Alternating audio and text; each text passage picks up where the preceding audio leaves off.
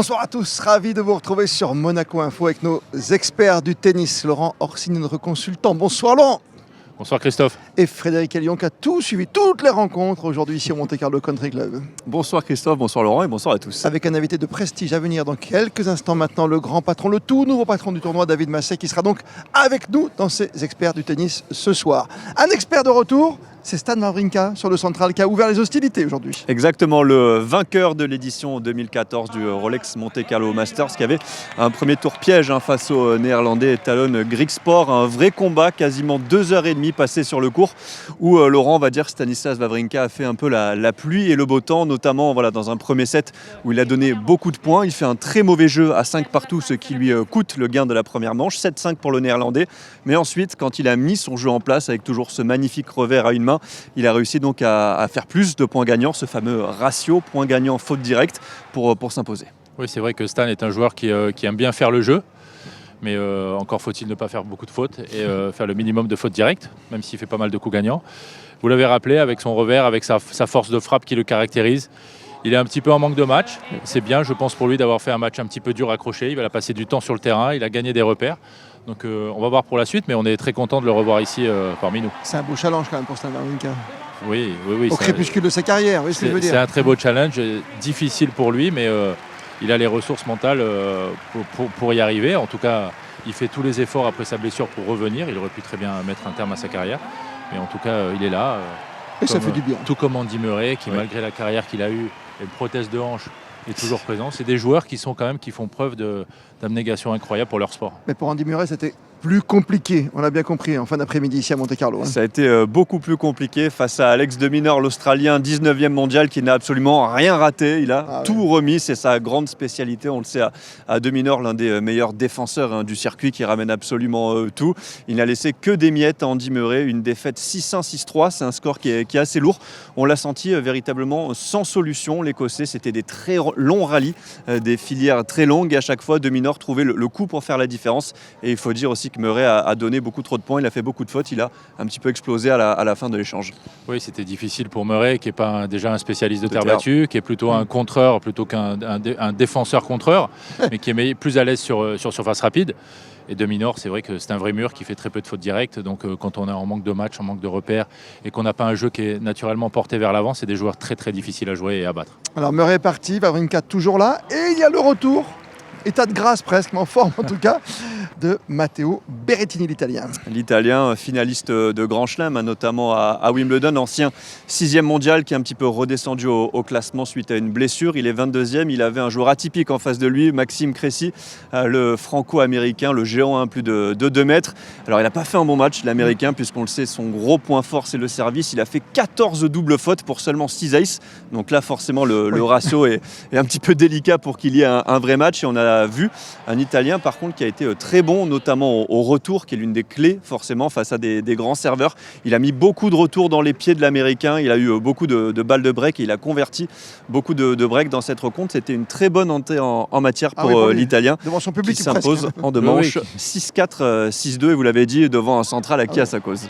Oui, c'est difficile pour un joueur comme Maxime Cressy qui est peut-être le dernier joueur encore à faire service volé, qui a un très gros service très performant, mais qui suit à chaque fois au filet.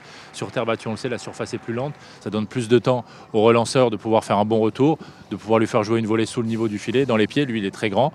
Et Matteo Berrettini est quand même un joueur exceptionnel et qui, on le souhaite, reviendra au plus haut de sa forme. Maxime Cressy, précisons-le, Laurent, qui n'est pas français. Il aurait pu être français, mais je crois qu'il a mère française et père américain. Il a choisi la nationalité américaine, donc il joue sous le pavillon étoilé. 3 Français en lice ici, ça fait longtemps que ce n'était pas arrivé. Je crois qu'à une époque, c'était l'époque Noah, donc il y a du Lecomte, je pense, de mémoire, qui devait être là. Début des années 2000, ils étaient 11 Français au premier tour. Là, il n'y en avait que 3 cette année. Ouais, comme à cette époque-là, en 85, où il y avait aussi Tariq Benavides. Tiens, ça c'était une bonne petite question. Vous l'avez connu puisque vous l'avez joué. Tout à fait. Voilà, c'est pour ça, c'était pour Laurent Orsini. Donc l'autre Français du jour, c'est le petit Benjamin Monzi. Benjamin Monzi qui a été lui aussi très bon, une victoire très probante en 2-7, notamment cette première manche qu'il remporte 6-1, où il joue un tennis presque parfait sur terre avec une très bonne gestion des amortis, la géométrie du court aussi qu'il a parfaitement maîtrisé, il n'a quasiment rien raté, il a joué l'acier dans cette première manche. Ça a été un petit peu plus serré dans la deuxième, mais il a réussi à s'en sortir face à Zapata Miralles, un Espagnol spécialiste de terre, victoire en 2-7, 6-1, 7-5, ce qui veut dire que contrairement à l'an dernier, souvenez-vous, vous n'avez eu aucun Français au deuxième tour pour la première fois depuis 45 ans. Au moins, on en aura un, Voilà. puisque Benjamin Monzi est passé. Surtout qu'il a un tour facile après. Allez-y, non, c'est quand il passe. Oui, mais voilà, c'est un tour facile, ça. Bah, il n'est pas en forme, s'il passe, il n'a pas tout gagné depuis le début de saison. Non, mais c'est bien Benjamin qui fait une très belle saison, qui a le meilleur classement de sa carrière et qui est un joueur solide, qui a vraiment des atouts, un très bon service, pas trop de points faibles. Hein, Frédéric, Ouais, vous l'avez vu ce matin, on l'a vu ensemble. Très très solide. Alors face à Stefanos, évidemment. Il joue le numéro 3 mondial, double tenant du titre. Mais maintenant, il faut le prendre, c'est au premier tour. Hein. Non, mais après, pour des joueurs de ce classement-là, comme Benjamin, c'est des bons matchs parce qu'il va pouvoir vraiment se jauger, Bien sûr. avoir sa valeur par rapport à un membre du top 3. Match d'importance, et pour conclure ce grand débrief avec vous, Frédéric Hélion, Laurent Orsini, on peut parler quand même d'une déception, une semi-déception pour Norrie? Une petite surprise quand même, c'était la tête de série numéro 11 du tournoi. C'est d'ailleurs la première tête de série qui a sauté lors de cette édition 2023. C'est pas, alors sa spécialité la terre battue, mais c'est pas n'importe qui quand même. Il a remporté le tournoi de Rio, qui est un 500, en battant Carlos Alcaraz en finale. Donc voilà, c'est quand même pas rien. Et là, il s'incline dès le premier tour face à Cerundolo, Laurent, l'Argentin, qui est un spécialiste lui de terre, en 2-7, score un peu sec, 6-3, Oui, 6-4. c'est mon petit outsider, Cerundolo. La petite pièce. La petite piécette là sur ce joueur argentin qui a grandi sur terre battue et vraiment qui est vraiment très très difficile à jouer parce qu'il rate rien, il gratte beaucoup la balle, ça vous plaît ce terme là. Gratter la balle. Voilà. Et non, je pense que c'est un joueur à surveiller sur terre en tout cas de maintenant jusqu'à Roland Garros. J'aime bien votre petit prono d'entrée quand vous allez prendre des risques. Je prends des risques. Moi, j'aime pas les pronos, mais là, je prends celui-ci. Hein. Ouais, on a la semaine en plus pour se régaler. Celui-là, il faut le sortir. Hein. Ah, s'il sort au deuxième tour, bien sûr. On verra. Laurent Orsini, Frédéric Hélion. Frédéric, on vous revoit tout à l'heure pour le programme du jour. Le temps de retrouver ici le tout nouveau patron du Monte Carlo Open, du Rolex Monte Carlo Masters, bien sûr. A tout de suite.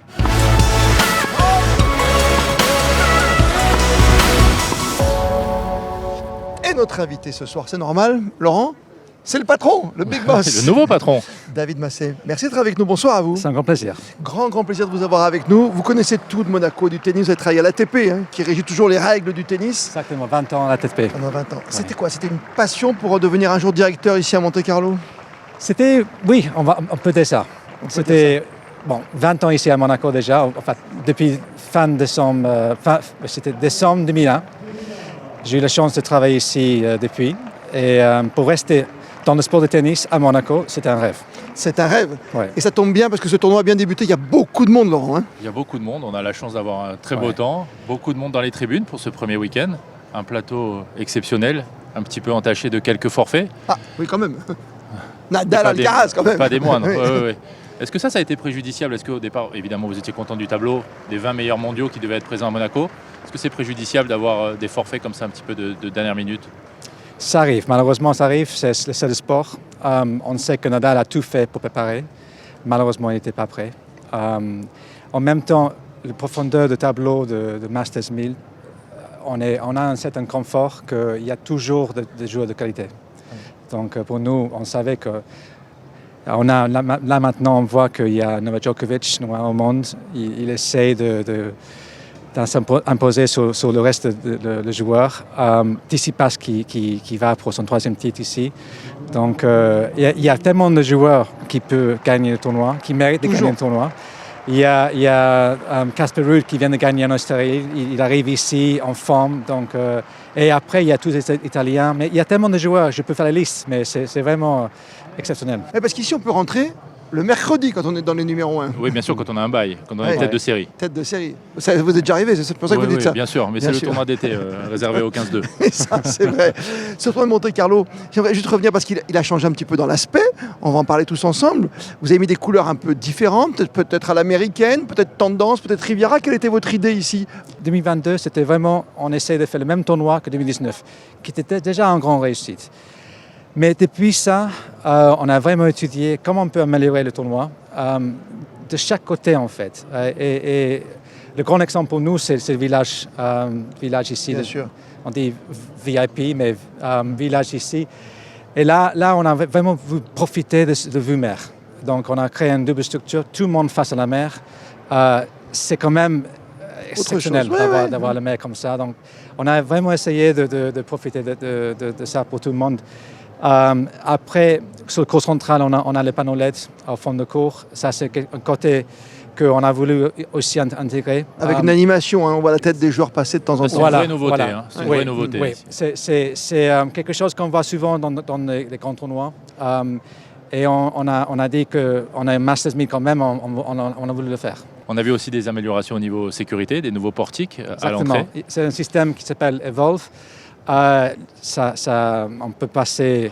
On a vu que ça marche extrêmement bien. Ça fluidifie les mouvements. C'est quelque chose testé dans O2 Arena à Londres, qui a une capacité de 18 000 personnes chaque jour. Indian Wells aussi, le tournoi d'Indian Wells. Donc, c'est pas la première fois sur un tournoi de tennis, mais c'est la première fois sur Côte d'Azur. C'est un gain de temps inestimable. Hein. On l'a remarqué même nous, hein, les suiveurs. Évidemment. Nous, c'est très important ça, Laurent. On essaie de protéger tout le monde, mais en même temps, essayer que ça roule très très bien. Quelle mention vous donnez au nouveau patron là? Mention bien, très bien, formidable avec. Mention très bien. Mention très bien avec ce nouveau décor, système de sécurité, ça vous plaît? Ça a changé, mais comme disait David, ça a changé, mais garde quand même l'identité importante au tournoi. Maintenant, vous avez parlé de ce qui a été fait, les nouveautés. Oui. Quelles sont les pistes, s'il y en a? Les pistes, c'est toujours de trouver sur chaque secteur, toujours, qu'est-ce qu'on peut faire de mieux. Donc, on va faire des choses toujours. On essaie de penser comment on peut améliorer l'expérience pour les fans. Et ça, pour nous, on ne veut jamais arrêter, on n'est jamais content. On veut toujours améliorer. Et nous, on est ravis d'être sur le format comme nous avons maintenant. Le 9 jours, pour nous, on voit que dès le premier jour qu'on a un grand nombre de spectateurs. Les spectateurs, c'est extraordinaire. Et là, c'est extraordinaire. on a un record pour hier et même aujourd'hui. Donc un record, voilà, j'en étais sûr. On est dans un bon chemin. D'accord. Et moi, ça fait un moment aussi qu'on entend dire que le week-end des finales, c'est déjà sold out. Oui. En gardant toujours un petit peu de billets, il faut aller au guichet par contre. Très 9 h pile, oui, très tôt. C'est important de le dire, ça. Christophe, que si les gens veulent venir, il y a encore des places. Oui, il y a pas beaucoup, mais on garde toujours un petit peu de place. Il faut l'acheter le jour même parce qu'on ne vend pas en avance. Mais il y a toujours un petit peu. C'était la volonté de Baron, Madame de Massy de garder. Et c'est pour ça que nous avons gardé cette tradition. On n'a pas encore de tente à l'entrée de la billetterie avec The Queue comme à Wimbledon. Il y a des gens qui mais c'est campent le même déjà. concept. Voilà. Grâce à l'émission ce soir dans les experts du tennis, il y a des gens qui vont camper le matin avoir des billets pour 9h. S'il veut vous poser une question, Laurent, pour conclure, pour vous demander son favori, vous répondez pas, d'accord? D'accord, je vous reprends. Très bien. David, alors, un petit pronostic pour la finale, pour le vainqueur? Ne répondez pas. Non, c'est trop risqué. Trop risqué, mais là, on va voir. Thank you so much. Merci d'avoir fait l'effort de parler français avec nous ici à Monaco. Merci David. Merci David. Merci. Bonne semaine. Bon tournoi. Merci. Pour les cieux, surtout, c'est important. C'est le plus important aussi. Ouais. Parce qu'on sait que sur le cours central et ailleurs, ça va jouer très très fort cette semaine. Ah oui, j'espère. Ouais. Thank you. Merci beaucoup David. Merci David beaucoup. Messey avec nous dans les Merci. experts du tennis.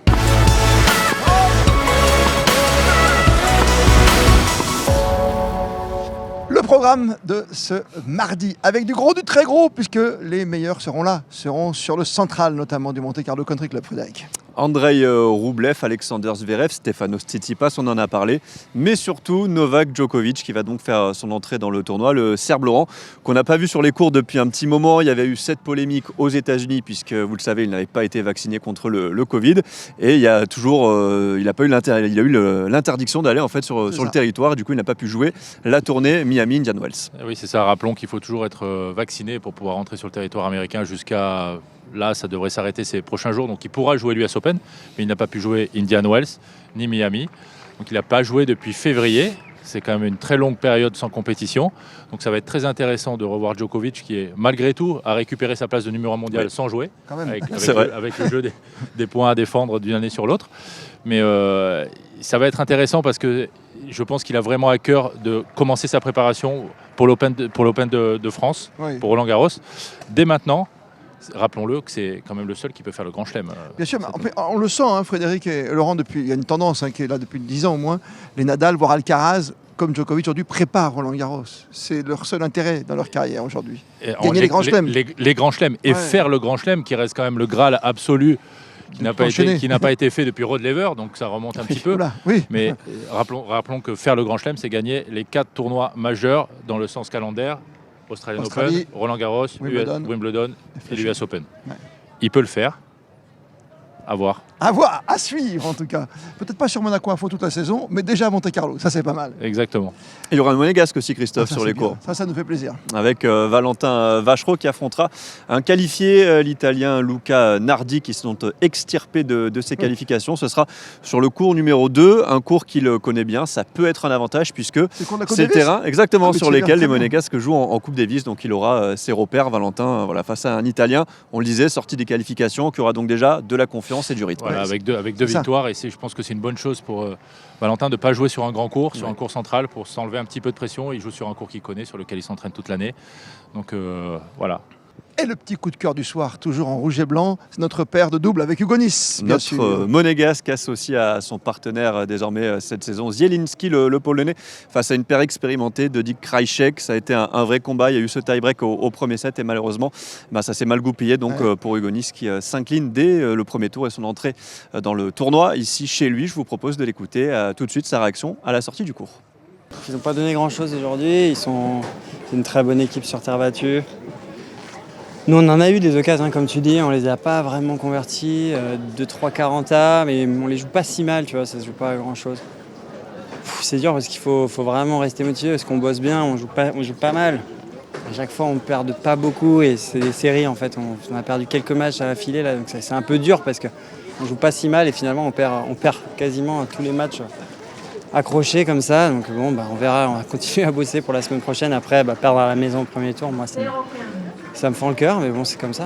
Hugo Nys, finaliste en Australie, on le rappelle. On se retrouve demain sur le terrain à partir de quelle heure ? 11h, Christophe. Et pour les experts du tennis le soir ? À 20h30, et je sais que vous serez devant votre télé. Heureusement, à demain.